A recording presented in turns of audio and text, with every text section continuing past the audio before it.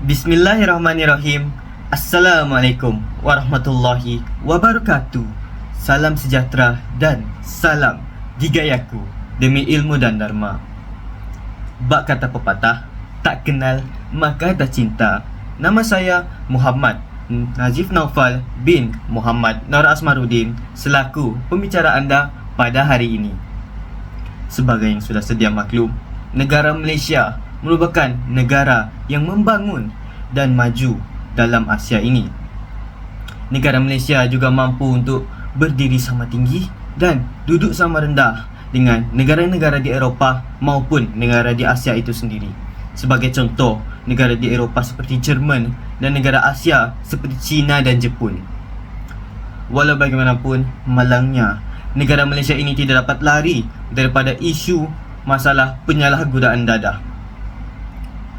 Mungkin anda tertanya-tanya, apakah kaitan isu penyalahgunaan dadah ini dengan bidang pendidikan?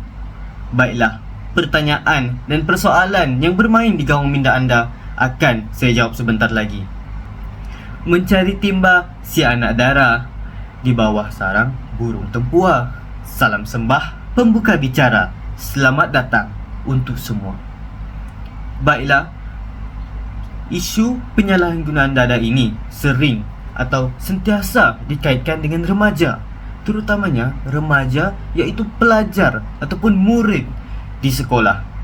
Oleh itu, sebelum memulakan perbicaraan, apakah yang dimaksudkan dengan penyalahgunaan dadah? Penyalahgunaan dadah ataupun penyalahgunaan bahan merupakan suatu perbuatan di mana bahan tersebut diambil ataupun digunakan secara berlebihan untuk tujuan lain, iaitu tujuan daripada tujuan sebenarnya merupakan tujuan perubatan.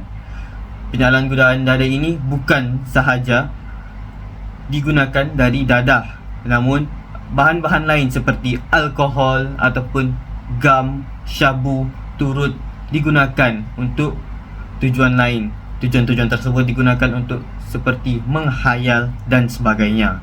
Penyalahgunaan dadah ini sering berlaku dalam kalangan remaja.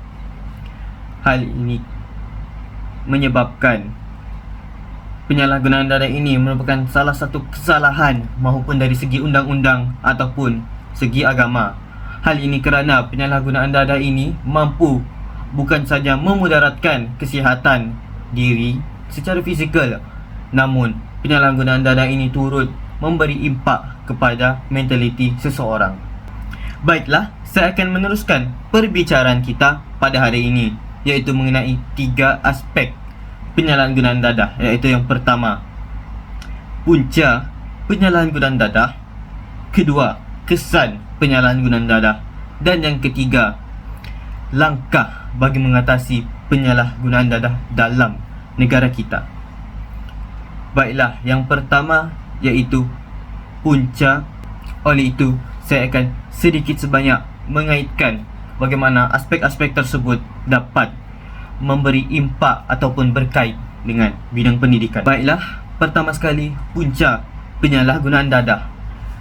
Sebelum itu, terdapat 3 punca utama mengapa penyalahgunaan dadah ini dapat berlaku dalam negara kita. Yang pertama iaitu kurangnya didikan agama. Yang kedua, tekanan yang dihadapi oleh seseorang individu tersebut.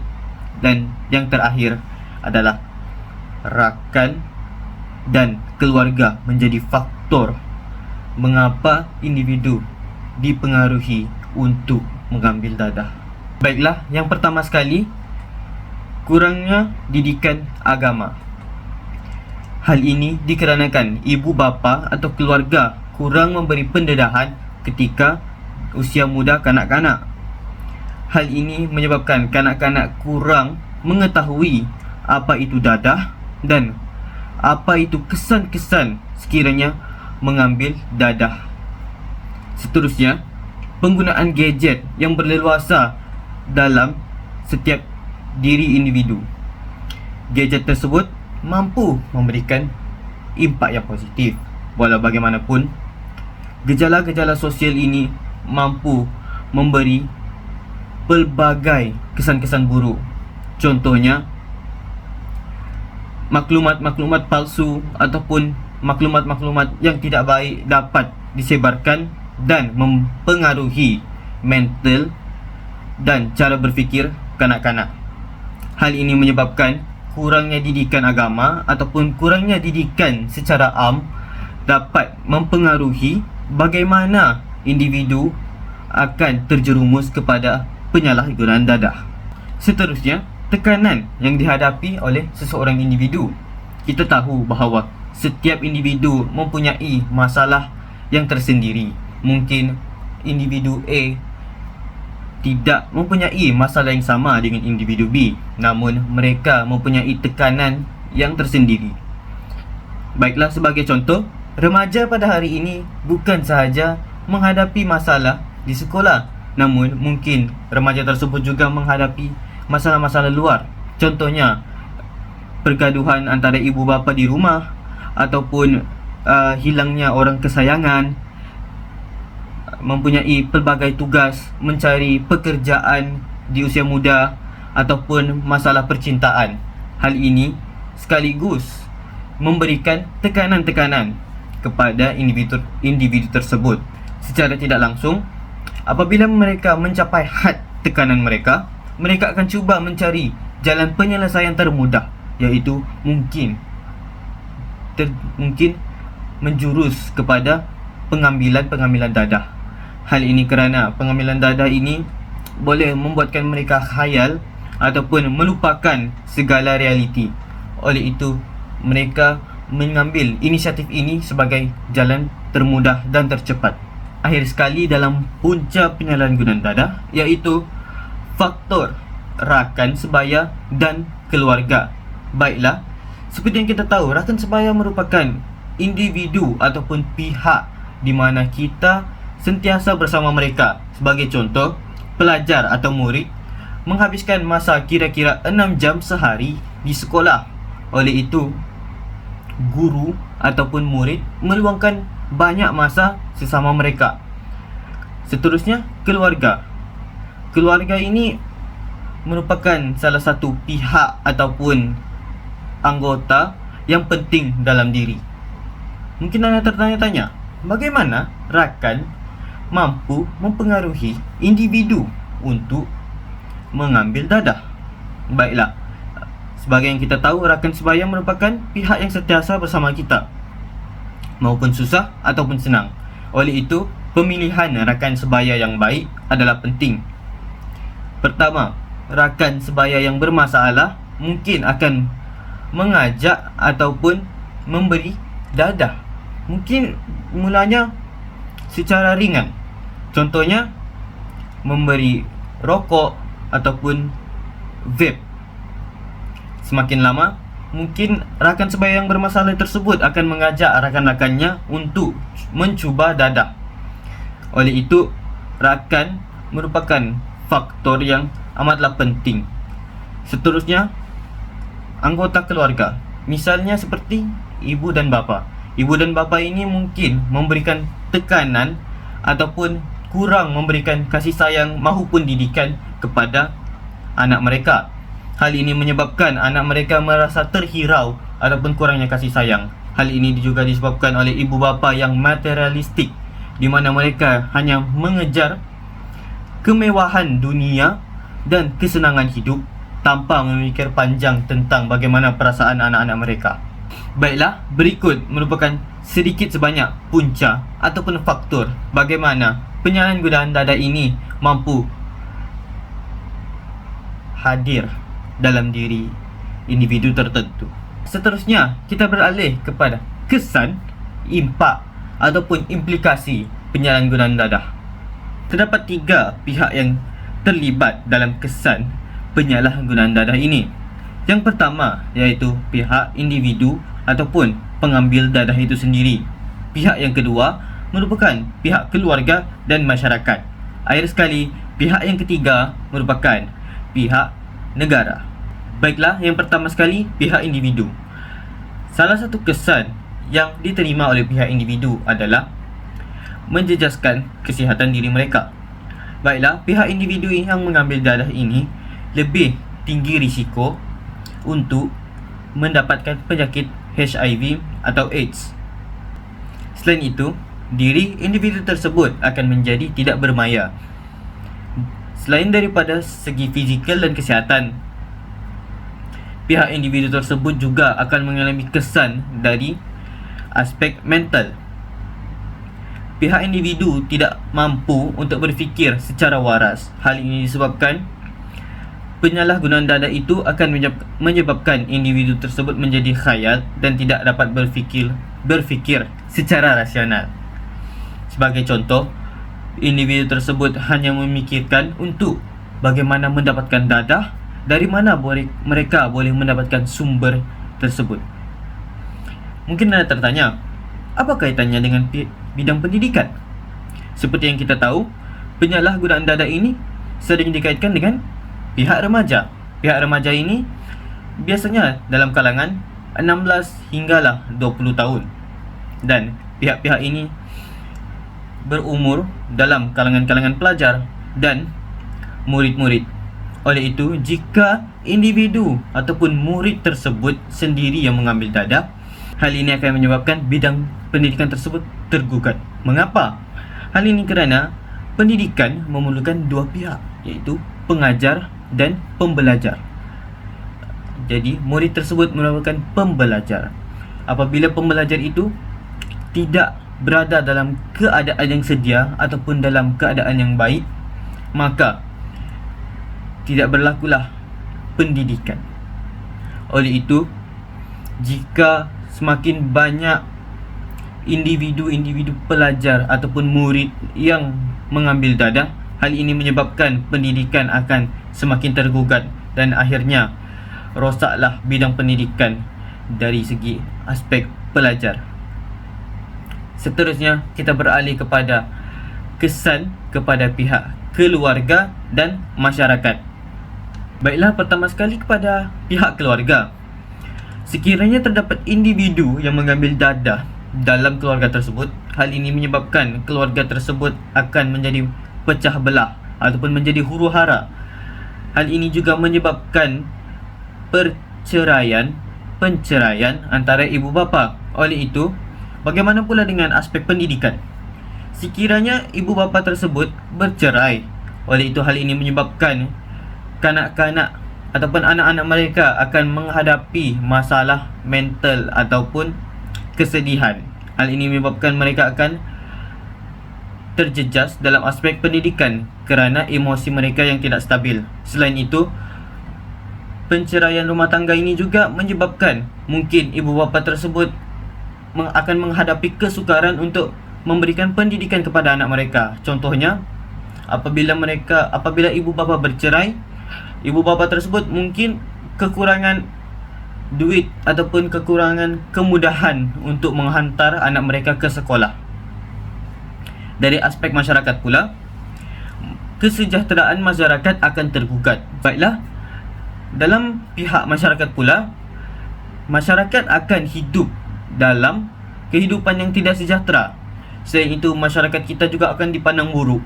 Apabila masyarakat hidup dalam keadaan yang tidak sejahtera atau tidak aman, hal ini menyebabkan masyarakat akan khawatir ataupun akan bimbang apa yang akan terjadi sekiranya mereka membiarkan anak-anak mereka ataupun remaja-remaja bebas untuk ke mana sahaja. Contohnya, apabila mereka pergi ke sekolah dan kurangnya pengawalan kepada diri remaja-remaja tersebut. Oleh itu, dari aspek pendidikan akan berlakunya kebimbangan untuk menghantar anak-anak ataupun mengawasi anak-anak mereka di sekolah. Hal ini menyebabkan mungkin ibu bapa akan membuat homeschooling ataupun pengajaran dari rumah, ataupun cuba mencari inisiatif lain daripada menghantar anak mereka ke sekolah. Contohnya mungkin membeli package kelas tambahan ataupun tuition. Baiklah, akhir sekali kesan terhadap pihak negara ataupun kesan terhadap negara itu sendiri. Apa yang akan diterima oleh negara sekiranya penyalahgunaan dadah ini tidak dapat dikawal? Pertama sekali, ekonomi negara akan menjadi terbantut. Hal ini kerana apabila kesejahteraan negara tidak lagi terjamin, negara-negara luar akan bimbang untuk apa tu istilahnya,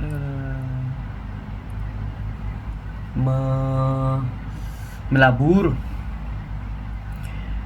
apabila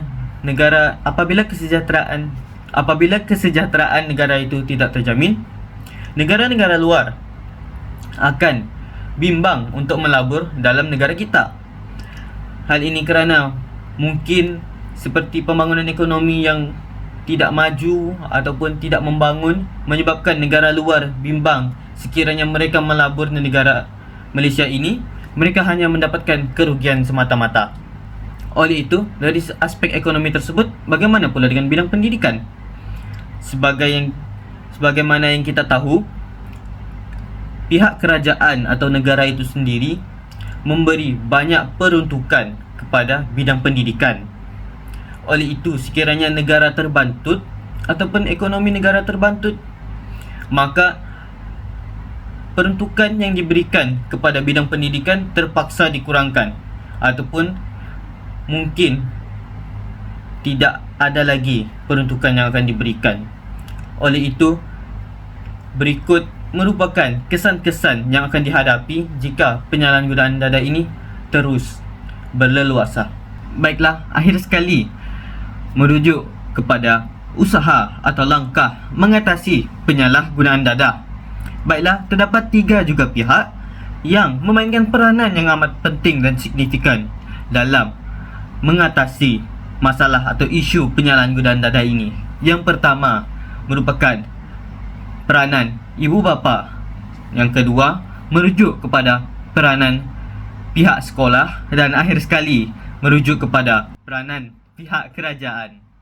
Baiklah, pertama sekali, peranan pihak ibu bapa. Ibu bapa merupakan anggota keluarga yang terpenting dalam diri individu.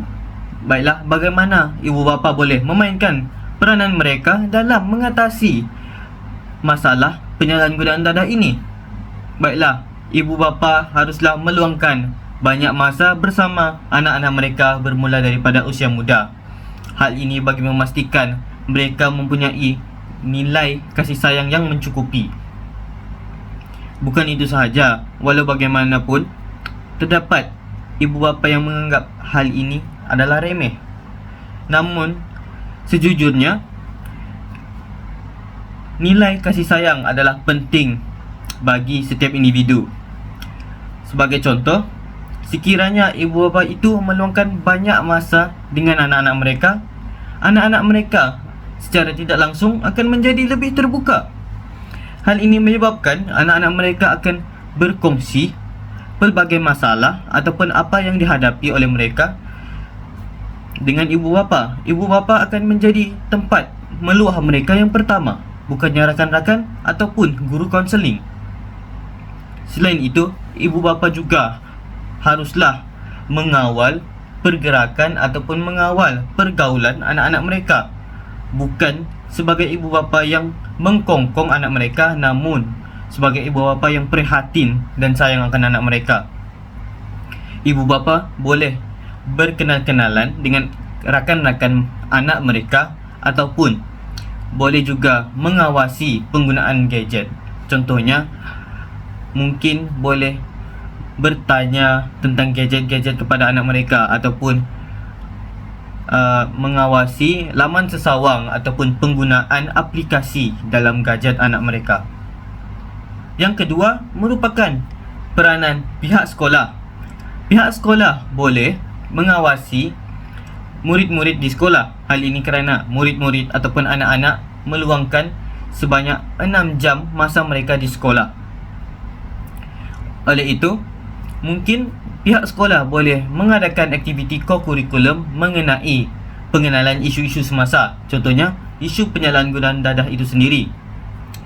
Seterusnya, mungkin boleh mengaplikasikan pendidikan moral ataupun pendidikan agama dengan lebih mendalam. Contohnya, mengadakan ceramah mingguan ataupun mungkin mengadakan kelab-kelab untuk berkongsi, ataupun mungkin lebih mudahnya lagi, secara digital, pihak sekolah mungkin boleh menyampaikan message di dalam aplikasi WhatsApp ataupun Telegram mengenai isu-isu ataupun masalah-masalah global pada hari ini.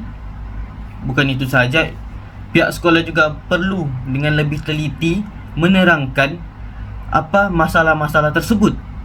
Contohnya, apabila adanya aktiviti co-curriculum, mereka mungkin boleh buat kelab isu semasa ataupun menerapkan subjek ataupun mata pelajaran agama Islam atau agama maafkan saya, ataupun subjek mata pelajaran moral tersebut. Seterusnya, mungkin pihak sekolah juga boleh meneliti ataupun memerhati latar belakang seseorang murid tersebut. Mungkin murid itu tidaklah datang daripada keluarga yang mudah ataupun keluarga yang hidup mewah ataupun hidup senang. Oleh itu, mungkin pihak sekolah itu boleh memberikan lebih perhatian kepada murid tersebut. Baiklah, itu merupakan sedikit sebanyak peranan yang boleh diberikan oleh pihak sekolah. Yang terakhir dalam langkah atau usaha mengatasi penyalahgunaan dada ini merupakan daripada pihak kerajaan itu sendiri. Terdapat beberapa langkah bagi pihak kerajaan bagi menangani isu tersebut. Yang pertama, kerajaan boleh mengetatkan lagi hukuman-hukuman yang akan ditimpa kepada individu yang mengambil dadah ini. Oleh itu, mereka akan mungkin berfikir 2 atau 3 kali sebelum mengambil ataupun menyalahgunakan dadah tersebut. Seterusnya, mungkin pihak kerajaan boleh bergabung dengan organisasi luar yang lebih dekat dengan masyarakat sendiri. Contohnya, kerajaan boleh memberikan peruntukan kepada organisasi tersebut bagi melakukan kempen untuk berkongsi maklumat-maklumat kepada ibu bapa, masyarakat ataupun rakyat-rakyat belia di kawasan tersebut. Akhir sekali, kerajaan juga boleh menguatkuasakan rondaan ataupun memeriksa kawasan-kawasan yang mungkin disyaki boleh berlakunya peredaran dadah. Hal ini bagi memastikan keselamatan dan kemakmuran masyarakat dapat dijamin. Mungkin kawasan-kawasan seperti kawasan pedalaman ataupun kawasan di tepi-tepi tasik ataupun lautan, ataupun juga sempadan negeri ataupun laut di negara kita.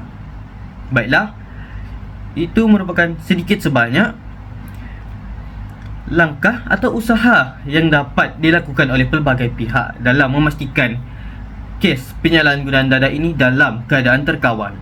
Sebagai rumusannya, kita dapat melihat bahawa penyalahgunaan dadah ini merupakan isu yang meluas dan sedikit sebanyak dapat menyentuh ataupun memberi kesan kepada bidang pendidikan itu sendiri.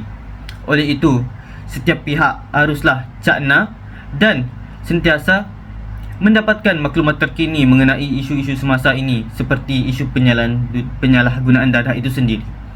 Seterusnya, pihak-pihak tersebut juga haruslah memberikan komitmen dan menjalankan tugas dan tanggungjawab mereka sendiri dalam memastikan usaha dan langkah bagi memastikan penyalahgunaan dadah ini adalah berkesan. Baiklah, itu sahaja daripada saya. Baiklah, sepertinya kita sudah sampai ke akhir perbicaraan kita pada hari ini. Sesungguhnya, saya ingin meminta maaf beribu-ribu ampun. Dan yang baik itu datang daripada yang mulia, dan yang buruk itu datang daripada diri saya sendiri. Sekian, saya Muhammad Nazif Naufal bin Muhammad Narasmaruddin mengucapkan terima kasih.